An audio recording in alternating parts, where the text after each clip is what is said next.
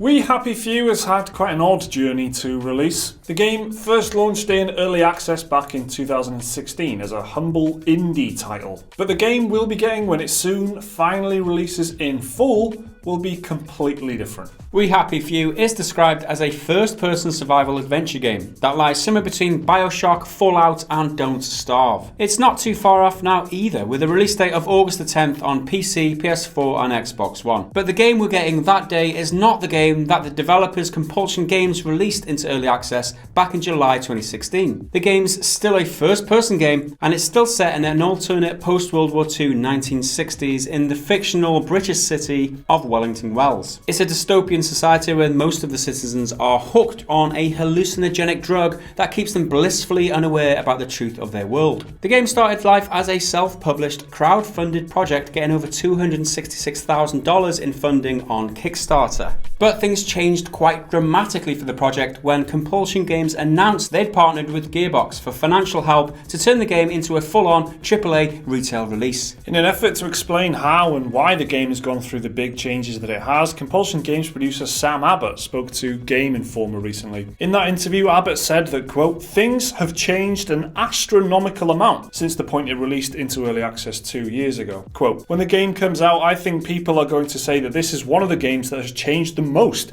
during the early access period. And I'm actually quite proud of that." Abbott explained that people were given a survival sandbox with the early access version of the game, but wanted a story to go with it. The team had been building a semblance of a story in the background, but what was in the game earned them high praise and comparisons to the 2K masterpiece, BioShock. It's at that point they reached a crossroads. Do they keep building a small game, or do they give it a go and try and build a game they, quote, think people are expecting? So this is obviously a big moment in the game's story, I guess, the story of its development. The fact that when they released it into early access, a lot of people were saying, there's not much story here, but we really, really like what's in here. Can we have a proper story? And then because that was the feedback they were getting, alongside all their other feedback, they were kind of going, well, should we do it? Should we try and do a proper, story-based thing rather than like this shorter survival experience that you can just replicate, for as long as you want? It was that kind of classic open-world survival thing that they had, and they've kind of built that into a big story-based adventure game. It started out as an indie project, and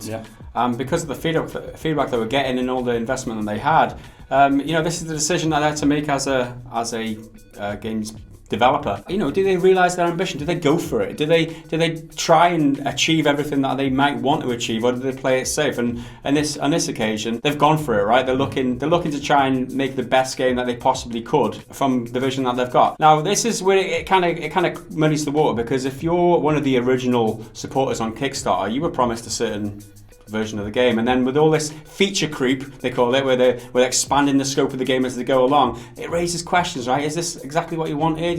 It might not be fulfilling everybody's desires of what they want from the game, but you might be better off in the long run. I know it's a cloudy area, although they are still giving you the standalone survival portion of the game, which is like completely separate to what they're doing right now. They're giving you that again post-launch, so you're kind of still getting what you originally pledged for, as well as the whole brand new narrative side of the game, which is awesome. It's an interesting one. The team that originally worked on We Happy Few was only 15 people strong. Abbott revealed that in the last 2 years they've now grown to up to 40 members of staff, with external QA teams on top of that. Quote, "We have worked and partnered with Gearbox Publishing really because at that point we thought if we're going to build a big game, we need a partner that actually knows what they're doing and are enthusiastic about the game. Because if you're 15 people, you can self-publish and that's fine. But when you're making something big, we really wanted that support. We basically said, okay, you want this big old game with this big story, then we'll build it. If you build it, they will come." That's what you're saying there. Indeed.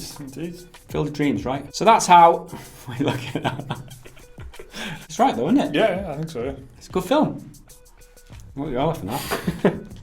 So that's how and why the change happened. Early access feedback gave the studio the encouragement to build a bigger game, and it needed more staff and a big publishing deal with a company like Gearbox to pull it off. But what exactly has changed in the game itself? Well, first and foremost, the game's big central survival mechanics have been adjusted / basically removed. Now, instead of hunger and thirst meters and other such classic survival bar management techniques, you'll instead have to deal with a simple buff and debuff system. Eating some food will give you a buff for a short amount of time, but not eating any food for too long will actually debuff you. It'll make you weaker. Here's some more detail from Abbott, quote, "For example, if you don't sleep every day or two, you'll be quite weak in combat. You can still explore, you can still do what you want, you can still play. It won't change that. It'll just make it harder for you. That's what we're experimenting with, and that's probably going to be the final design. But you can also make it harder, or you can turn it off completely so you eat and only get buffs." Now, there is apparently a permadeath option for braver players, but despite starting out with strong survival leanings, the game now has, for example, multiple save slots like your average story-based adventure. As for the world itself, the classic survival open world is now more like a series of scripted, handcrafted story moments and gameplay areas that are all linked by a procedurally generated open world. So you might walk down a road that will have the same story moment and linear design, but the layout can change every single time you play, as can the loot for recipes and crafting you find along the way.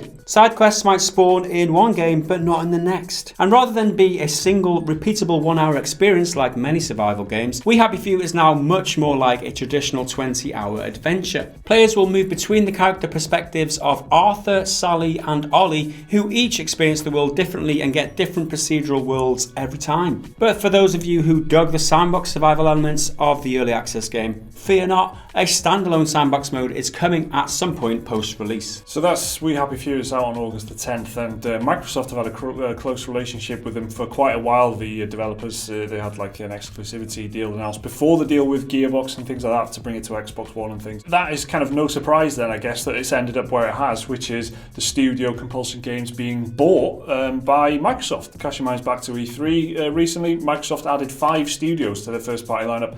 These guys were one of them, so they've had a close relationship with Microsoft as well. I think there's been a really interesting thread to follow from the start of the Kickstarter campaign to being a small indie thing, to developing a relationship with Microsoft, to then signing a big publishing deal with Gearbox and getting more cash, growing the team. It's been quite unlike anything else that I can think of, outside of something like Star Citizen, I guess, which is just a whole other juggernaut on its own. Of a Kickstarter game becoming like a AAA console exclusive thing that's being published by Gearbox is very weird, and the game is transformed completely as well. It's not just the business model, the whole game has changed. It's very indicative of the modern gaming industry, right? The way you can get funding from different places. You don't have to go to big publishers anymore to start out. These guys started out on Kickstarter with just an idea. They took that from there and they've grown their company, they've grown the scope of the game, and eventually they got bought out by Microsoft, and they're now like considerable kind of force in the gaming industry, you could say. So going forward from now, from where they started out, that's a totally different path to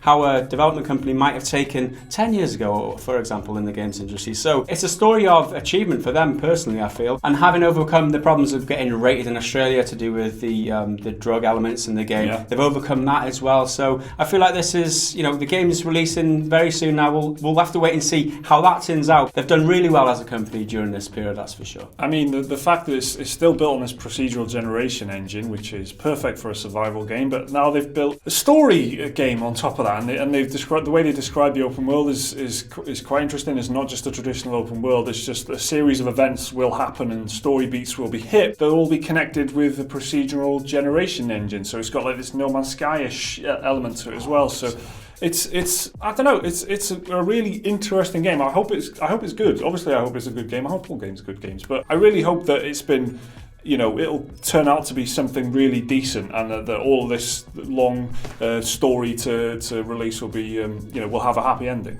So have you been following the story of We Happy Few and the way it's changed from this survival game to a full-on AAA story game? Let us know what you think of the changes and the transition down below in the comments. Remember to like and subscribe if you enjoyed the video. There should be another video right there if you want to watch that, and a link to Patreon if you want to support the channel. Thanks for watching. See you next time.